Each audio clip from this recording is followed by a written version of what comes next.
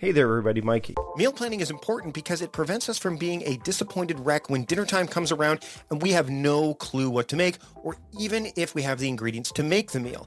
It's a time and a money saver, but most importantly, it frees up valuable brain space. Creating a meal plan prepares us for the week to come and gives us peace of mind that we're organized and can feed ourselves and our family. That's why I do it, and that's why Plan to Eat helps me do it. Your subscription includes access to the Plan to Eat website and fully featured mobile apps on iOS and Android. And Plan to Eat gives you the tools to clip and organize recipes from any website, the ones your family loves and that fit your dietary preferences and needs. And you can create a meal plan around your schedule. Then what happens is the Plan to Eat software automatically creates an organized shopping list based on your plan. So sign up for your free trial at plantoeat.com/timecrafting. That's plantoeat.com/timecrafting. The coupon will be automatically applied to your account and can be used when you're ready to subscribe. It's valid for new customers only. Give Plan to Eat a try today. Here, the host of the Productivityist podcast, and I wanted to share with you, before we get into the little disclaimer, first off, there's a couple of sound issues with this episode that kind of go on throughout, so I want to be very clear, because I wasn't very clear for part of that episode. For some reason, Skype defaulted to my laptop mic. And so that's what you were hearing my side. So you're going to hear me a little bit shallower. And then it turns out that Dr. Hill, for some reason, there's some noise on his side of the call. And not sure what it was, because I don't think he was on his microphone, his iPhone, like an iPhone microphone or anything like that. But there was no way to really remove it. So for the benefit of the content that he shared, and there was a lot of great content, we're leaving it. We're going to post this episode regardless. My hope is to get Dr. Hill back on the show at some point, which I'd love to be able to do. But I want to put that out there up front so that way you know what you're going to be listening to over the next hour. So there you have it. Thanks so much for listening and enjoy the show.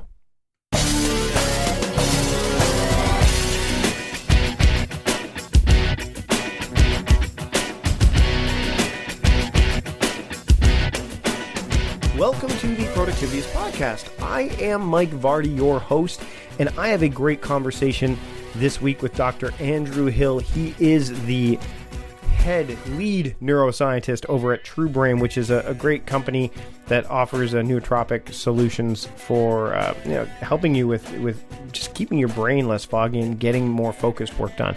I've used their drinks before. I'm looking at getting some of their pills now just because I'm spending a little bit more time diving into the biohacking space. Not too deep, but a little bit. And this is a great place for me to start because the brain and how it operates really does interest me. And in this conversation, we dive deep into that stuff. I don't get to talk to a neuroscientist very often. So I take some of the practical stuff that I talk about and some of the elements of the Now Your Way and other productivity approaches and bring them to Dr. Hill's attention. And we have a great conversation. This is a longer episode than usual, so let's just dive right into it. You're not hearing the whole deal, by the way. If you're a Patreon supporter, you hear everything, and I'll talk a bit more about that after this discussion that I have with Dr. Andrew Hill here on the Productivityist podcast. Hey everybody, welcome to the show. You've heard me off the top talk about this gentleman, and now I get to talk to him. It's not very often I get to talk to people that they study the brain to the level and like, I'm not going to say you're a brain surgeon because you're not. I'm definitely not I'm not a medical doctor. Not in the sense of the guy that cuts open the brain, but you do have a really great understanding of the brain, don't you, Andrew? I would say I do. Hopefully UCLA thinks I do because they gave me a PhD studying what's called cognitive neuroscience. So I tend to function in the area where the mind and brain overlap, if you will, or I'm a bit of a reductionist. So for me, cognitive neuroscience is really about how the brain produces the experience of the mind and how we can tune all of those uniquely human aspects of the mind, like planning, like inhibiting impulses, having abstract thought, having creativity, having focus. These are all very human things to sort of maintain resources at a level that is somewhat unnatural, if you will, compared to just stimulus response driven stuff. I mean, it's not natural to stay focused looking at a desk for hours at a time, but we seem to be able to do that with our cortex. So. Can you explain to me, one of the things I want to get to right off the top, Andrew, is the idea of, I want to talk about truBrain because you're the lead neuroscientist there, and I got to put it through the pace a little bit. We'll get to that in a little bit. But I want to talk about the different methods that people can use to kind of move the ball forward and get things done. One of the first ones I want to talk about is the Pomodoro Technique, which I'm sure you're familiar with. Yeah, very familiar with it. I used it to get through my dissertation pretty much. Right. Now, for those my audience generally will know what the Pomodoro Technique is. If you don't, I'll link to it in the show notes because the explanation of it it's easy, but it often leads to, well, what about this? Like, are there rules that you can break and so on and so forth? But really, can you kind of dive into the benefits of it? I know about like neuroplasticity is one of the things that they talk about. So why is that so important? Like, why is something like moving your brain and not spending an overt amount of time on a particular task and task switching, for lack of a better term, why is that good for the brain and ultimately good for like just overall health, really, in a lot of respects? Yeah, I'm not sure that task switching is healthy. Typically. All right. So there we go. I think Pomodoro is very useful for productivity and getting you to finish things or to get things out the door, so to speak, mentally. But I wouldn't necessarily say that it's the switching that's the benefit. It's this sort of artificial deadline you're imposing that's 20 minutes away or whatever it is, and you're trying to sprint, and you've set up this artificial limit on your resources, and you sort of create this artificial, if you will, pressure of getting work done for 20 minutes, then taking your 5-minute break, and it's the switching. Moves you from one mode into the other. When you take your break, you actually stop concentrating, stop focusing. But it lets you sort of evaluate and decide which state you're in. And I think that's the biggest thing it's doing, is it's not letting you sit there behind your computer, procrastinate, search Facebook, get distracted, think about what you might want to do, get distracted. It makes you remove the momentum piece of procrastination and replace it with intention. And by doing that, you set up an artificial, okay, for 20 minutes, I have to really sprint. I have to do serious output, and then I will be forced to take a break. I think that simply is sort of a scaffolding that is mindfulness. It helps you manage your internal states and learn to put yourself in one mode for productivity, and then you're forced to take a break, which is a switch, and then you sort of feel, okay, I'm not actually working right now. And then when the timer goes off again, you go back into that mode. And so I think it's more like the permission to choose a state and to aggressively go after being in that state for a few minutes. I think that's what Pomodoro does, is scaffolding, okay, be in this state now. Okay, now be in this state. Okay, now be in this state, as opposed to sort of low output, procrastination-driven productivity, which is a little bit sort of stimulus response based, where you're reacting to things around you instead of engaging with the more abstract task or project. I think Pomodoro gets out of that because it forces you to be aware of, oh, this is productive time. Oh, this is rest time. And so I'm not sure that the switching itself is necessarily doing all that much for you. It's not going to affect plasticity in any appreciable way, I wouldn't believe. Well, let me back up a little bit. It will affect plasticity because everything does. The brain is plastic. It's not like you turn on plasticity with a magic drug or a magic product or a magic, lifestyle. Plasticity happens all the time. It's happening right now in your brain. I guarantee it. Too much plasticity is also bad. You can develop all kinds of bizarre things with extra plasticity.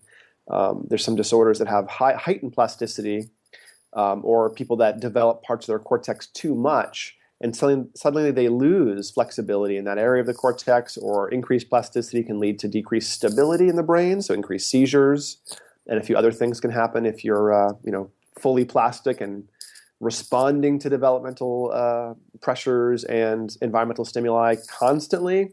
Your brain won't be stable.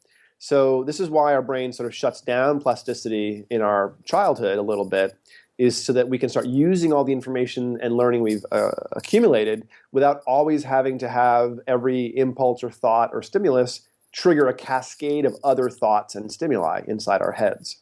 Things are really associative, so one fact triggers another fact, triggers another fact, and if your brain is super flexible, that's a pretty noisy experience. And it might get in the way of sort of productive, focused, goal-oriented output that's only about a couple specific features of your mind, not about observing everything in the environment and noticing every new thing that crosses your desk. So I think it's more about the ability to focus here, the intention, the choice in terms of plasticity. It's not so much about the the changeability that you're enhancing in the brain.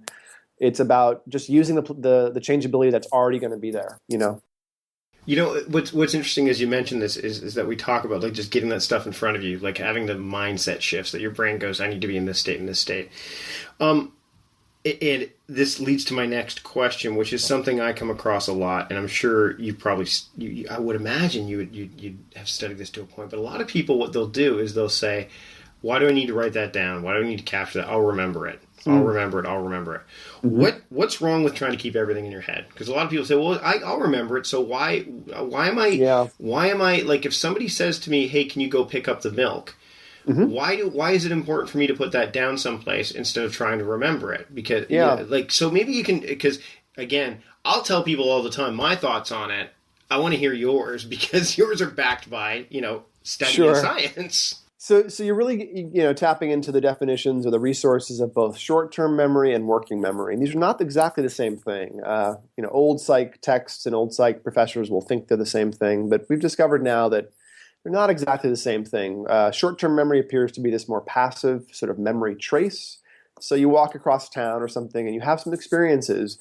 You don't necessarily try to remember them, but after you arrive at your location, you can think back to the past half an hour, what happened, what you saw, what you felt. That's short-term memory, the sort of trace of experience that lingers for a little bit and then gradually gets weaker and weaker. And things that show up often in your short-term memory are learned, sort of passively. You learn some information. Working memory is the active scratch pad of the brain. Sort of RAM in your computer, the more working memory you have, the more applications you can have open, so to speak, the more things you can be thinking about or details you can lodge in your active working space of your memory. But that's not a limitless, so to speak, resource. It's limited. Human working memory appears to be right around 7 items. And there's some variability across individuals, of course, like everything. The natural, normal human range appears to be 7 items plus or minus 2. So 5 to 9 discrete chunks of information in your active working mind at any one time. And so if the only thing you have to remember is, let me go to the store and buy milk, you probably don't need to write it down. But if you're going to the store to buy milk, bread, eggs, cheese, paracetam, choline, suddenly you're up around 6, 7, 8 items and you're going to forget something. That 8th item that creeps in, on average, kicks out other items. So it's difficult to remember more than those 7 items at any one time. And new information is sort of retroactively interfering with or prospectively interfering with old information, so it knocks things out or masks things you thought you were paying attention to and replaces it with new information. So stuff just gets edged off the shelf. You have a limited shelf space for what you can be paying attention to or actively processing. And unfortunately, working memory is used in almost everything you experience, Mike. So focus, abstract thought, planning, remembering, pulling things out of memory as well as solving problems in the moment. All those things require that RAM, that working memory scratch pad. And as working memory changes, your abilities change. Working memory is the most highly correlated, measurable resource with things like intelligence. It's incredibly bound to human experience. And failures of working memory or reduction in working memory are almost always sort of pathological. You see issues with attention, issues with memory, in this case, recall memory. So working memory appears to be a sort of magical resource that is the holy grail of biohackers and cognitive researchers. Unfortunately, the vast majority of research that's been published suggests that working memory is not changeable. It is a fixed resource per individual. Now, there are some studies out there that look at cognitive training applications, and a few of these stretch, if you will, working memory, or exercise working memory. And the only one that has any sort of evidence base behind it, as far as I know, in terms of having a positive effect on memory, on working memory, is the dual NBAC. It's a test to sort of load up traces of attention in time, where you're paying attention typically to 2 different modalities, like a spoken letter and the position on a tic-tac-toe grid might be 2 things you're watching in a classic NBAC. And the dual NBAC would have these both stimuli streams running at once, and then you're trying to pay attention to what happened more than one trial ago. So there's a lag in time. That's the memory trace. And the more there's a lag in time, the more number of different modalities of stimuli you're trying to pay attention to, the harder things get. And that does appear to load up this 7 plus or minus 2 resource we have. And about half the studies out there that look at working memory with a dual NBAC show that there's some slight improvement of the range. And about half the studies out there fail to find any change in working memory with the dual NBAC. So cognitive training apps in general are a waste of money and vaporware. They do not do what they say they do. They're fun, they're enjoyable, you can gamify it and play with your friends, but you're not going to get resources within a cognitive training environment, like an application, that will transfer out of that environment to a real-life resource, with the possible exception of dual NBAC, which has as much evidence for it as against it for making change. But it's the best case. Everything else that's been tested roundly fails to find skill transfer out of the training environment. So if you're interested in stretching your working memory, the only sort of way we think that it might happen that you have access to is something like a dual NBAC. Now, that's the sort of modern biohacker approach. There's a very classic approach for affecting working memory, and that would be meditation or mindfulness. That does appear to have some impact on working memory. It's not clear if it's changing the core resource, or if you're changing the input-output into the stage, if you will, the sort of loading stage of working memory. And if there's less busyness, less stimulus bouncing around inside your head, if things are quieter and less streams of information, then your working memory will work better because it's got fewer things to interfere with what's in working memory, fewer distractions internally.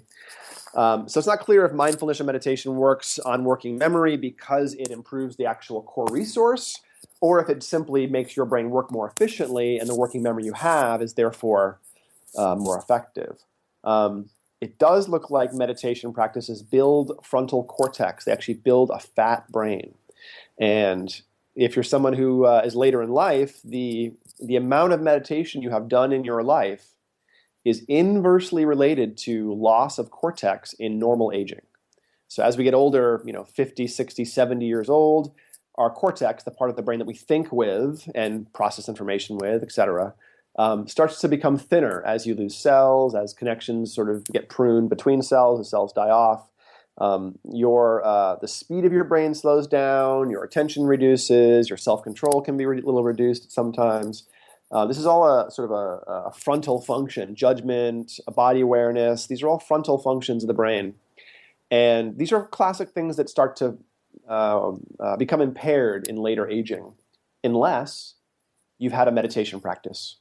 And if you have significant meditation practice daily or several times a week for many, many years, you are spared the cortical thinning that leads to like frail body awareness and issues with attention, issues with sleep, issues with concentration. These are all pretty classic things that are not actually pathological. I mean, it's not pathological to have your memory become a little bit less easily accessed when you're older, or your brain's reaction times, the speed of your alpha waves, which are 10 hertz, 10 cycles per second in adults, starts to slow down in elders. In children, it's slow as the brain wraps itself in insulation. And then right around 14, 15, 16, 17 years old, your brain is at its sort of adult speed. And alpha is running at 10 hertz, and all the other brain waves are at their stable speed. And then around 55 to 65, there's this sort of slow drop off. And by the time you're 70 or 80, your brain is back to being the same slower speed it was when you were a kid. And that's when sluggish cognitive tempo shows up. And I'm guessing, I don't know if this is true, but I'm guessing this is why there's this sort of trope of elders driving really slowly. Like, why is this person in front of me driving really slowly? Oh, they're really old. My guess is because reaction time and cognitive processing has decreased a fair amount. And that's leading to an overall slower interaction with the world. But those elders probably don't know they're responding more slowly because the index frequency, the core processing frequencies of the brain, have also slowed down. So everything just might be a little bit slower and feel like it's the same. So their experience is slower, therefore everything is slower. Yeah, their thoughts run slower, so therefore slower behavior feels natural, is my guess. It's like a brand new computer versus a 3-year-old computer. The 3-year-old computer has no no understanding that Right. it's not brand new. It's just running as it would. And the newer computers going, how come, when you're looking at those two computers, you're like, how come the 3-year-old is running slower? Right. Because it's older. Yes, it doesn't have exactly. So, I mean, ultimately, if you get things out of your head, if you capture things, so if you're using a task app or you're using a day planner, if you free your mind from that stuff, Yes, close the loop. That's generally going to help your brain function better, both the working memory and both sides of it, Absolutely. right? Yeah, we have a limited amount of resources we can spend at any one moment in time. And working memory is the active use of that resource, a scratch pad. But you cannot worry about everything at once. You can't process every bit of information at once, and stuff falls out. There's a limited sort of desktop area that we can use for active processing. And if we try to do too much, even if we're able to do it, able to manage the information flow, not get burdened by too much stimulus, even just making decisions again and again and again throughout the day, eventually you stop making decisions well. You become fatigued at the act of using your brain to decide. It's called decision fatigue, oddly enough. And this is why, after shopping all day long, for Christmas presents for your kids, you're just kind of worn out. You see something that looks okay, just grab it. And then you get home and you're like, why did I buy this toy for my kid? That wasn't a great decision.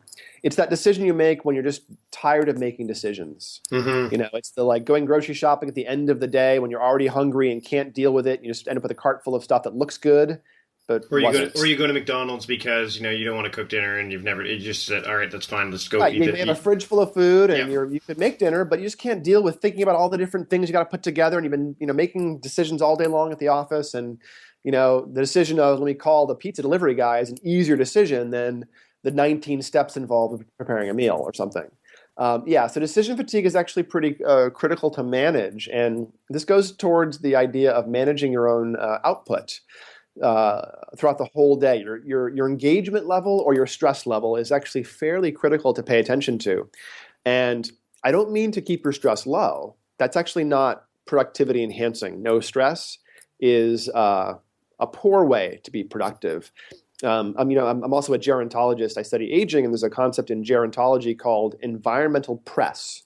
And the degree to which the environment is challenging and requires you to rise to meet those challenges is actually a predictor of a healthy engagement with the environment and long-term brain health. If the environment becomes non-challenging, if the environmental pressure or press is removed, you age faster, you die faster, and you deteriorate significantly faster late in life.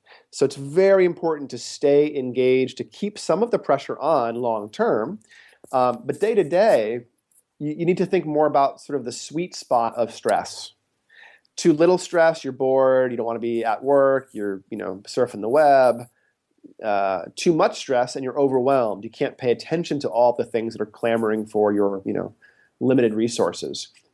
But right in the middle, just enough stress amps up your resources so you have more of them. Your reaction time is better, your focus is better, your ability to ignore distractors is better, your ability to sort of be in flow state and pull information out of your brain is better.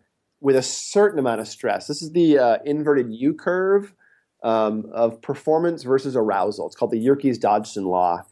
For simple tasks, things that are not horrible, increased arousal means better performance. So simply pressing a button or noticing a very simple thing, more stress actually is better performance. But complex tasks, things that actually take a lot of effort, once you get over a certain amount of stress, the performance starts to degrade as stress goes out further. So, you might be someone who goes to work and spends the whole day sort of in full catastrophe mode, leaves work and collapses. And you may think that's a great way to work, but unfortunately it's not. You should find that place where it's easy to be in a high productive mode. If being highly productive feels stressful, you're probably not managing either the organizational sort of scaffolding, meaning task lists and things like that, or you are just taking on too much and you might need to mediate the stress you're under. You mentioned getting things out of your head, Mike, and I'm a big fan of David Allen's GTD, getting things. And he would say that that's actually the primary benefit of a task management app or system is simply so you aren't leaving little energy running in the back of your mind about this task I have to do and that thing I have to do and this person that needs to call back and that person that wants something from me. If you've got 5, 10, or 15 of those things running in the back of your head, that gets pretty exhausting pretty quickly. Right. And it's really difficult to engage with full attention and be present with any other task that you're presented with if there's this sort of, litany of clamoring, unresolved tasks in the back of your head. And I think David Allen calls this the open loop. Yeah. And I think closing these loops, be it using a GTD app or a bunch of index cards or just keeping a simple task list on your phone, whatever it is, allows you to go, okay, yep, it's in the phone, it's on the scrap of paper, it's on the index cards. I don't need to be ruminating or perseverating about this thing. And I think that's a huge issue that folks that aren't as productive as they would like to be can make change. It's a very easy thing to do to start writing everything down. And you're right. People often don't know. Well, I don't have a problem remembering stuff. Why should I write things down? It's not so you don't have to. It's not so you'll remember it. It's so you don't have to think about it. Yeah. So you don't have to burn cycles of your brain power thinking about things that aren't going to be done right now. It's probably the reason that some people, and I mentioned this to people before, it's the reason where if you're writing an email and you knew you had to buy milk, and in the middle of that email, all of a sudden buy milk shows up, and you're like, why did I put that there? Yeah, exactly.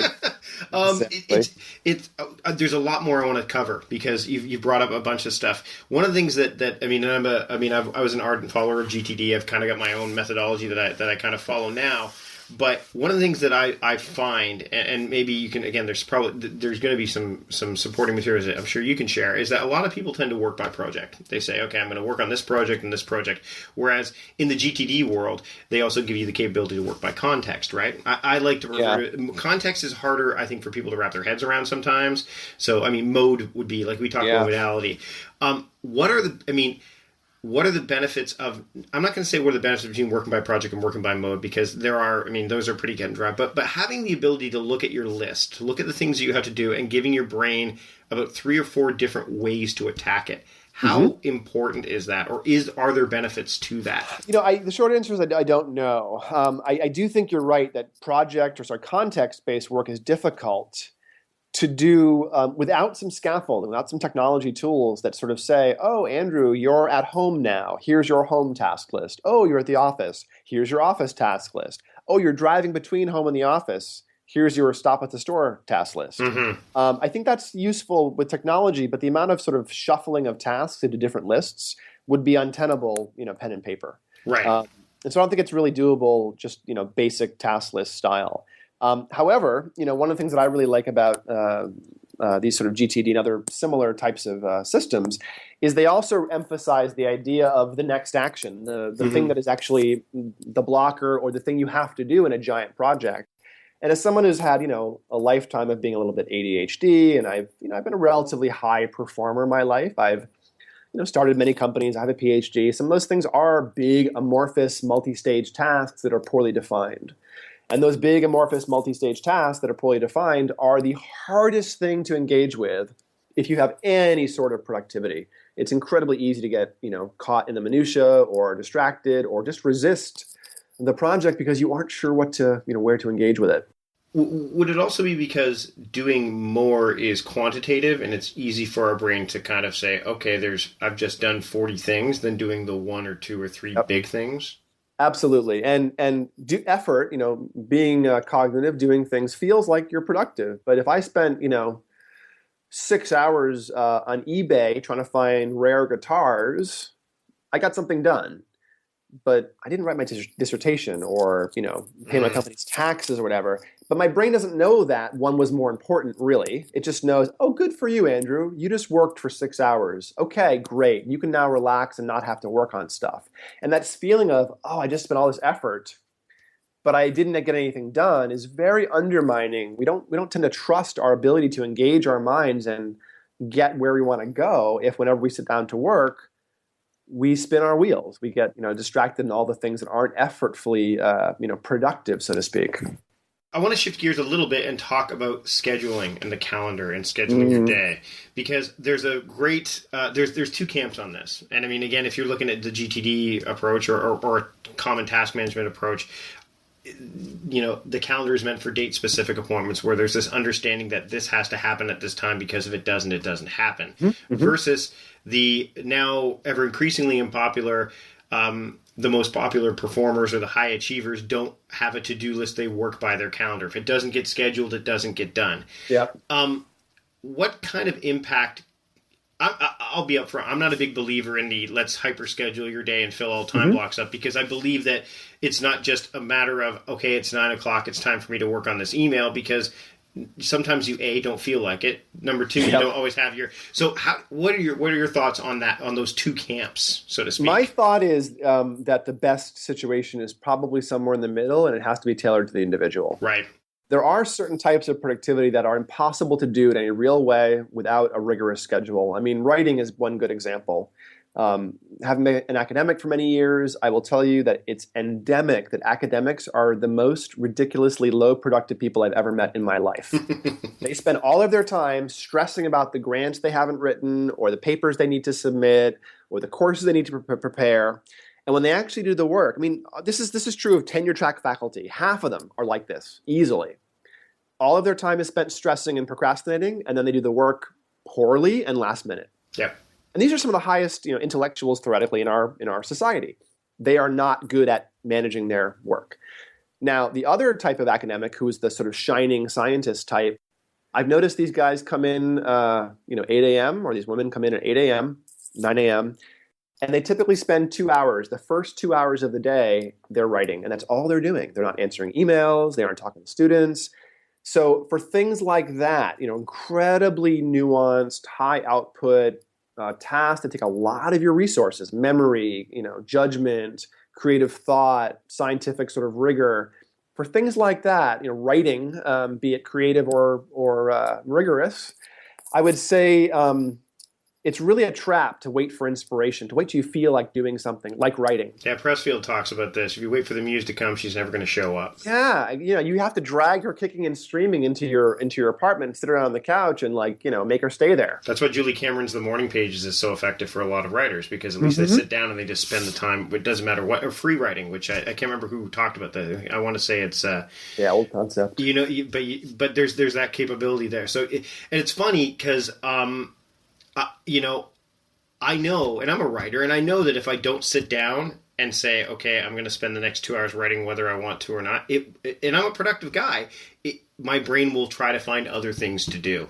It will say, well, the writing, I don't feel like writing right now. But the thing is that, and I often talk to people about this when it comes to the movie Comedian. Like Jerry Seinfeld in the movie Comedian says, everything he sees, he finds the funny in. Comedians, when I was doing comedy, it was the same thing. If I looked at a situation, I go, how is that funny? How can I make that funny? The old Seinfeld bit where he said, he walked into the bathroom on the airplane and saw a razor blade disposal unit. And his first thought wasn't, oh, well, that's probably because somebody may need to change the cartridge and put a fresh cartridge on. No, his thought was, who's shaving so much on the plane that they're going for razor blades? Right? And so every time that I look at something now, and maybe because I was wired comedically, and maybe that's something, you would know better than I would, I guess, in a manner of speaking scientifically, but I look at something like I watched The Flash the other night, and dialogue weaknesses aside, the father said, sometimes you need to slow down so that you can get back to where you really want to be. And I'm like, how do I use that in time management? Like immediately my brain went there, even though my brain wasn't actively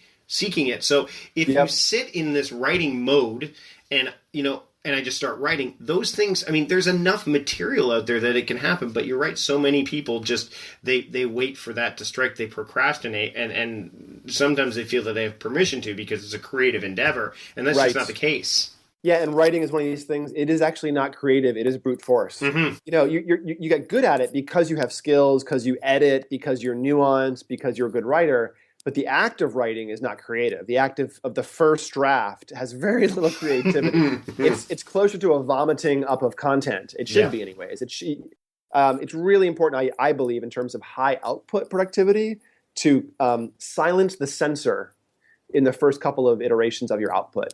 Completely shut down judgment and don't even think about quality. Think about output, large volume outputs. When I'm writing, I'm a pretty good writer, but I write I just dump pages of random notes and thoughts and outlines onto a piece of paper, and then I go back through and finesse. And for things that are complicated, I don't even start on paper now. I use like mind maps and things to organize my thoughts, because otherwise, when I'm writing these more sort of nuanced and very complicated or complex topics, aspects of the topics are bumping up against my, the things that I'm trying to write, and I'm getting confused about what I want to say next and how to frame this idea and how to build up some information. And so for me, when I find that happening, I stop writing and drop back to outlining, mind mapping, etc. But I was not very good at sort of sitting down for 2 hours a day and writing my dissertation. It took me an extra year, so to speak, to do my dissertation, because I was, worrying about teaching this class or doing this new experiment or all these other things that seemed like they were higher priority because they were defined and they were immediate, but they weren't. I mean, I would have saved, 50 grand or something by finishing UCLA a year early. But when I finally sat down and wrote my dissertation and got it done, the whole thing was done start to finish in 3 months. Is that and I mean, I've seen some, I've obviously done a little bit of looking into the what the brain does, because again, it's very, very compelling to me. But is that the war when you're sitting there and you're saying, I got to do this full focused work? Is that the battle between like the limbic and the cortical brain? Would that be accurate if saying something like that, or is that too far? Am I thinking too? Yeah, you don't really what are the two different types? You don't really think with your limbic system. Limbic system is subcortical, right? And you're pretty much only thinking with the cortex, okay. The top bark of the brain. Because what's the fight or flight? Like, I remember seeing someone speak, and they said that there's one part of the brain where it's the 3 Fs. Yeah, the 4 Fs actually. The hypothalamus is the 4 Fs. Right. Feeding, fleeing, fighting, and sex. Yeah. I always tell when I'm teaching Psych 10 at UCLA, I pause and fleeing, feeding, fighting, and sex, and the freshmen look at me for a second confused, and then I'll burst out laughing and never forget the 4 Fs. That's the hypothalamus. It's about motivated behaviors, reducing drives for thirst, hunger, it's whatever. It's what some people call the lizard brain, right? Yeah, that's down deep in the brain there. Right. But you're really thinking with the cortex, the top stuff, and there's to some extent there's some laterality, left versus right hemisphere. This is different across individuals, but the right hemisphere is more abstract, more out of the box. Left hemisphere is more linear, more language bound. To some extent, it's that. It's seeing the big picture, the macro versus the micro. It's the abstract versus the linear. It's some of those things. And we do have at least 2 completely separate attention systems in our brain that have to come together in the moment of behavior to produce a consistent whole experience of performance and attention. And your 2 halves of your brain, or your 2 cortices, may be fighting a little bit. One wants to be more artistic, one wants to be more linear, one's trying to organize words, one's trying to think about concepts. Those should come together cleanly and produce a unified experience of thought and attention, but they don't always work that way. They don't always work perfectly together, and you do sort of fight yourself a little bit. It's funny. One of the things that you talked about gamification earlier, and there's this task application called Todoist. I'm sure you've seen other task management and time management gamification, like the email game or Habit RPG, or all these ones that say every time you do this, you get rewards. What I find, the danger, I think, with some of that stuff is that you give yourself low-hanging fruit so you can increase your score. So instead of is that? Do you find, gamification is a big thing right now, obviously, right? How is it something that, and I want to dive into the nootropics here in a minute. Is there a danger in gamification because that becomes the goal is to win, as opposed to why the gamification is there in the first place? Yeah, maybe. I don't know. I don't know what the research says, but my experience of doing these sorts of things, more rigorously gamified things, or even things that are just sort of little self-deception, like Pomodoro, to help you get out of your own way. Yep. All those things, to me, I understand why I'm doing them and I engage with them, but once they start working, it doesn't matter. Once they start working and I'm in productive mode, I don't need to keep engaging with the tool. I don't, like the second time Pomodoro goes off, I might ignore it and keep working for 2 hours straight. Right. Which I know is not, legitimate in the Pomodoro way of doing things. But for me, it's not so much about needing the hand-holding every 20 minutes. It's about the initial push. First thing in the morning, or when there's stuff bothering me that I can't get out of my head, the productivity gamification helps me get moving. It helps the momentum start. It's like Pavlok, the thing we were talking about before we started recording. But like how I've got the Pavlok now, and the first 2 nights, I tested it and the shock worked, and then the third day I'm like, I don't want to put this thing on. And the alarm goes off. I just want to get out of bed so I don't get shocked. Yeah. Now this is not an aversive or punishment thing for me, but no.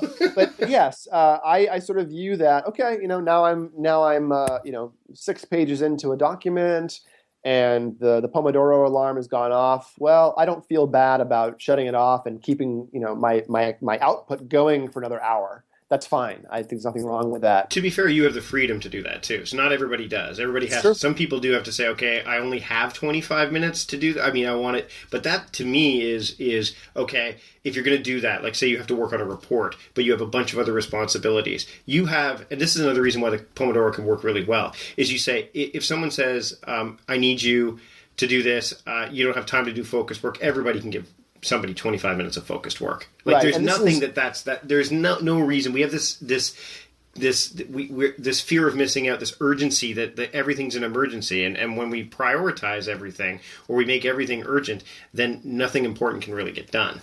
Yeah, totally. And I mean, you're absolutely right. Sometimes I do have freedom to keep working. I just want to do 2 things day to day. One is working with clients in a neurofeedback and meditation center, and that's client-based work. Hour after hour, I'm engaging with one person's needs and challenges and talking about their brain and training their brain. But then, early in the morning and late at night, I'm sitting at my computer writing and doing other sort of more amorphous, open-ended tasks. And I certainly am not doing open-ended Pomodoro, stuff midday. If I have to be computer-bound productive, I will use 20-minute sprints. And this is actually something that I learned from Chris Townsend at truBrain when I started working with those guys a few years ago, as we were first designing the first truBrain blend. Chris had this, he pulled his phone up and told Siri, 20-minute timer. And he's all about this sort of business productivity hacking. Mm-hmm. And so I learned from Chris that, this is something we would all do. We'd all stop talking and do our 20-minute sprints and come back to talk about what we accomplished, repeatedly. And I got a lot of great, education from him. Chris is a Duke MBA, and he's high powered in this sort of, business startup world. And this productivity hacking, if you will, me as a sort of newish neuroscientist, I hadn't worked in a team where the team was doing this as a way of, switching gears into productivity, and then not necessarily having to lock everyone up in an office so we couldn't talk, but also not having to sort of be in an open office plan where we got nothing done. This was a way of getting around that. Everyone going to focus mode for 20-minute sprints and then stop and re-engage. Let's talk about truBrain for a little bit. Sure. So nootropics. Yeah. How do they promote focus? Because a lot of people have heard the term, they've seen it, but why? Why do they work, and why? First off, I want to know about nootropics in particular, and then why truBrain is what truBrain can do for people. So let's just start with the definition. Nootropics, broadly defined, and by the original definition, would be things that improve cognition, meaning focus, attention, etc., memory, without side effects. And that point I want to emphasize: without side effects, without risk, without addiction, without tolerance. These are very critical things when you're trying to hack performance. If you're trying to fix a problem, you got ADHD, well then taking a drug that has some side effects, or you have major depression or sleep issues, if you really need to, a drug might be the answer if there's significant impairment in your life you're trying to get around. But if you're trying to just get a little more productivity or get out of your own way or squeeze an extra 10% of effort out of your day, then you have to really be cautious about experimenting with things that may have side effects. And I would say that even something like caffeine does not rise to the criteria of a true nootropic because it has cardiovascular side effects. It suppresses appetite. It is habit forming. It's addictive. The side effects of caffeine are fairly manageable, but it does have side effects. And this is why I have sort of an axe to grind with the word nootropic as it's used in marketing circles, because everyone who's doing brain or smart enhancement things is using this word now. And a lot of these compounds are drugs with serious side effects. Not necessarily all that prevalent side effects, but when they occur, a lot of these new things that people are calling nootropics can kill you. Psychostimulants and modafinil and other kind of fairly serious drugs out there. A lot of Alzheimer's drugs are being used now by self-hackers for biohacking. These are not nootropics. These are drugs. These are special smart drugs maybe, and cognitive enhancers maybe, but not nootropics, not strictly speaking nootropics. And this is actually, it sort of goes into your question about why, truBrain. When I was in the middle of my dissertation at this point 5 or 6 years ago, and I was teaching, full time. I was doing research in a lab. I was trying to write. It was very difficult to be productive with all of these different demands in my time. And of course, I was, a grad student without a lot of supervision, so I was having to be my own productivityist. And it was just not that successful. I was having a hard time getting out of my own way. And, a decade before, I had taken psychostimulants with this prescription with some success. I tried 6 months or something. And so I thought, okay, that's what I need. Let me go back and get some amphetamines. And after jumping through hoops at this, student psych services, because they don't like to give out amphetamines, it turns out, I got some. I got some dextroamphetamine, which is the one that had worked for me before. Fairly significantly strong amphetamine and very clean amphetamine, pure amphetamine. And I couldn't handle it. Heart issues, blood pressure issues, totally suppressed my appetite. And for whatever reason, my liver being a decade older means I couldn't tolerate the side effects of the drug. It was just too much. So I was hoping to get a little bit of support from a psychostimulant. I couldn't. So my next stop was, well, let me figure out what these nootropic things are. And I was in the middle of a class at the time on psychopharmacology and pharmacodynamics. And I, sort of understood things like neurotransmitters and receptors and binding sites and all kinds of things like that. And trying to figure out which nootropics were the ones that were safe, that were effective, where I should start, what was the best thing to try, was bewildering. And I had 3.5 years of a PhD in neuroscience under my belt by then. And it was still bewildering, this sort of proliferation of research chemicals with lots of strings of letters and numbers in their name, and random things that used to be drugs in other countries and are now getting imported into this country, and aging drugs in this country being used off-label, and supplements and other compounds, amino acids. It was really bewildering. And so I spent some time doing a bunch of research and reading articles and looking at the history, and eventually assembled, through a lot of trial and error, including self-experimentation, assembled what eventually became the truBrain sort of 1.0 stack. But this was a couple years before truBrain. And for those couple of years, as I finished off my PhD, the experience was, I got a lot of great nootropic support. My stress was down, my sleep was up. I was able to shift into productive modes more easily. But the whole time, it was friends and family saying, "Oh, nootropics, what should I take?" And I would sort of, write down a list of 7 or 8 ingredients, and half the time I would come back and say, "I can't find these things. Where should I get them?" And, after years of that, I sort of met Chris Townsend of truBrain, and we produced the truBrain 1.0 blend out of my current stack. And even now, truBrain sort of 2.0, the capsule version, is still fairly similar to my original blend, although we spent a lot of time with our other neuroscientists and neuroengineers and people refining the ingredients, getting different versions or better versions of the ingredients. And then our customer base started asking for different things. They really wanted a food or a drink-based version. And so truBrain last October, about just over a year ago, came out with a drink called the Think drink, little 1 ounce, energy drink style things. Although they're not energy drinks, they're not really relying on the things that an energy drink would rely on for the effect. It's not a caffeine heavy product. It's not a B vitamin sort of driven product. It's nootropics, just like regular old truBrain. It's things like piracetam and choline, magnesium, tyrosine. And so this gets back into your question about what are nootropics. Some of these compounds are simply amino acids or minerals or things we already take as supplements. It's good to take a choline source through supplementation, even if you're eating lots of eggs and things which contain choline. But some forms of choline supplementation don't really get into the brain. And so knowing which form has good blood-brain barrier penetrance is useful. When you start adding in additional compounds, truBrain contains magnesium, which helps cells both fire more if they have too few electrolytes, and it helps you calm down if you're being stressed out. So it's buffering both under and over activation.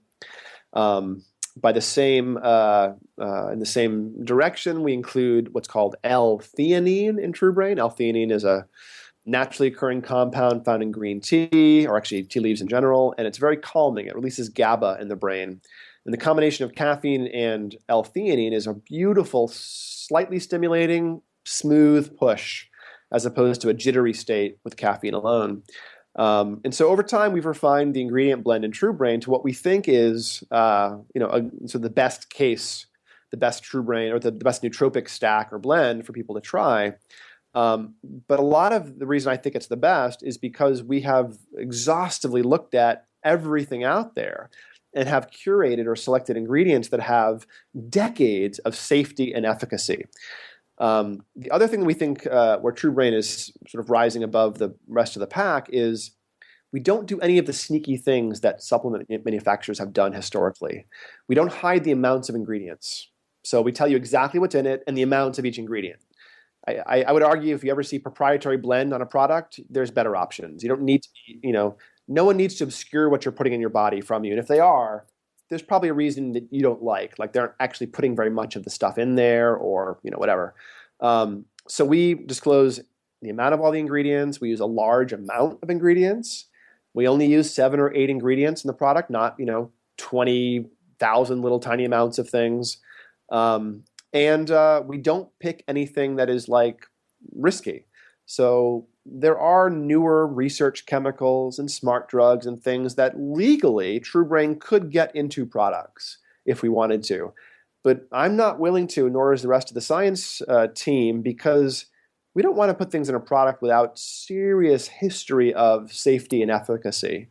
And for instance, the heavy lifter in truBrain is called piracetam or oxiracetam. There's another version of it. And piracetam has an LD50, a toxicity level that is significantly higher than salt, meaning you have to eat way more piracetam to have a problem than you would for salt. So many compounds are actually quite deadly. Like caffeine is a deadly compound. If you have a little bit of it in pure form, you can die. It's very easy to overdose on caffeine by itself. Piracetam, I could literally pour pounds of piracetam down your throat and you wouldn't die. You wouldn't probably have any negative effects except being a little bit uncomfortable and probably irritable with that much focus, that much choline going on. But beyond that, you're not going to get into trouble by taking, piracetam. And that is sort of true of our approach overall in truBrain. The ingredients, the magnesium, tyrosine, carnitine, piracetam, acetylcholine, theanine, these things are all incredibly well tolerated. But what makes it sort of special is the combination. It's the mix of these things we put together in the right amounts, and we aren't underdosing it the way a lot of commercial products do, and we aren't making you, sift through bags of powder to try your nootropics either. So we're sort of trying to remove a lot of the guesswork and confusion and risk for people while making a product that is, a lot more convenient. Thank you so much for joining me on the podcast this week. Where can people find you? And what else do you have that you're working on right now? Before we started, you said that you were working on a specific initiative. So where can people find you? And talk a little bit about that. We just launched a new brain training center, neurofeedback and mindfulness center in Los Angeles, in part of LA called Culver City. It's called Peak Brain Los Angeles, or peakbrainla.com. And so folks can check me out there if they're curious about brain training, or they can hit me up on Twitter at Andrew Hill PhD, and that's usually the clearinghouse for all my contacts. So what I love, if people want to hop on Twitter, Andrew Hill PhD, and tell me, your own brain stories or concerns or challenges. Brains are incredibly variable. You put 10 people in a room, you have 11 different stories. And I always love hearing about people's unique experiences, challenges, happiness, sadness, whatever it is, about their own brain. So I'd love if your listeners have their own brain questions to start, throwing some at me on Twitter. I'll try to field it and give some advice. That's awesome. Thanks so much for joining me on the podcast this week. I really appreciate it. My pleasure, Mike.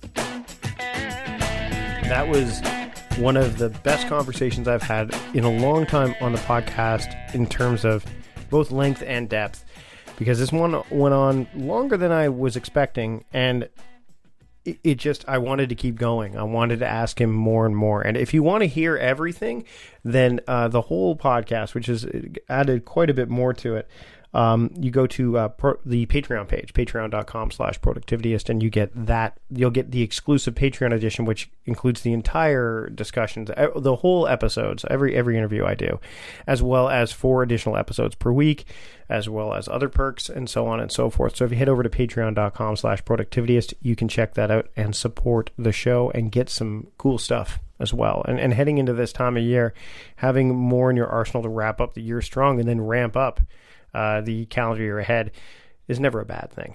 So thanks to Dr. Hill for joining me this week on the show. Of course, you can check out the show notes and find all the links and things we discussed there. I want to thank all of you for listening this week. And until next time, this is Mike Vardy, the founder of Productivityist and host of the Productivityist podcast, reminding you to stop guessing and start going. Have a great week.